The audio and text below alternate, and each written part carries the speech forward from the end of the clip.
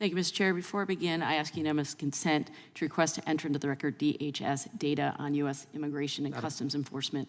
Without objection. Thank you, Mr. Secretary, for being here. Thank you for your public service. And I'm going to just shift gears a little bit here. As you know, Vermont has recently experienced the worst flooding in our state since the 1920s. Farms, houses, apartments, mobile homes, businesses, and shared community spaces have been devastated, including nearly every single small business in our downtown of our state capital, Montpelier. I've seen the destruction firsthand and can tell you the recovery is going to be long and hard. Related to this, a larger issue I'd like to highlight with my time today is the lack of options for small businesses that cannot take on additional debt to rebuild. SBA loans, of course, are a great help, but they are still loans, and we are a rural state made up primarily of small businesses. Of the 79,000 small businesses in our tiny state, 78% are independent contractors or non-employer businesses. So it is incredibly challenging for these small businesses to rebuild and take on more liabilities. But their presence in these communities is absolutely vital. We are a rural state made up of small cities and towns and villages, all in these little river valleys, which are essentially isolated from each other.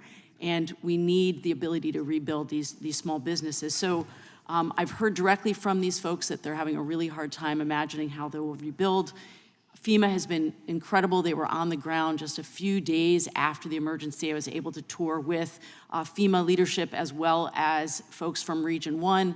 We are grateful for that help, but I want to make sure that over the long term, we are committed to working with FEMA and DHS to make sure that we find some long-term solutions for small businesses in particular to fill in this gap in the recovery. Along these lines, Mr. Secretary, what can Congress do to aid DHS and FEMA in continuing to react to natural disasters like this, like the flooding in Vermont, which was supposed to be a 100-year flood cycle, and it happened as recently as 12 years ago. So what can we do to partner with you to be more prepared for these? Thank you very much, Congresswoman. I look forward to partnering with you and other members of the committee to address the challenges that our nation faces.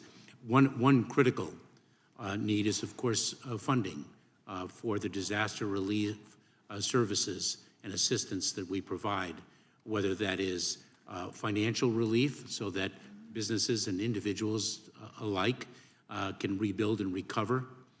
We also have critical grant programs that really contribute to the resilience of local communities. That is one very significant way in which we can partner together, and I very much look forward to working with you. Thank you, and just to put a finer point on it, I was speaking with FEMA Administrator Criswell when she came up to Vermont. Is it accurate to say that FEMA's primary funding source, the Disaster Relief Fund, is going to go into the red as soon as August? Is that correct? That is correct, Congresswoman.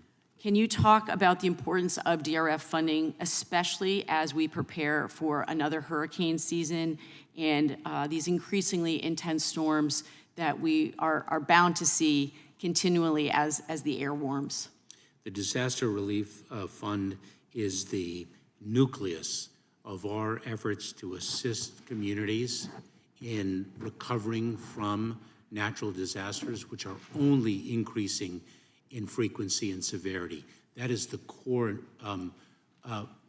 fund through which we provide such needed relief for communities across this country, whether it's hurricanes, earthquakes, wildfires, flooding, the natural disasters that we are seeing more and more often.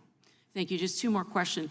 Is there a role for the agency in mitigating future disasters? We often move emergency supplementals after the fact. Is there value to more focused funding for pre-disaster work, and what would that look like? Well, one of the takeaways that I had when I visited Mayfield, Kentucky, with Congressman Comer following a devastating tornado is assisting communities in revising their building codes so that they are ready for the weather that we encounter today and not the weather that we encountered 10 years ago. We really, as a nation, have to reform our infrastructure architecture to be ready for the extreme weather events that we are encountering today and will encounter tomorrow.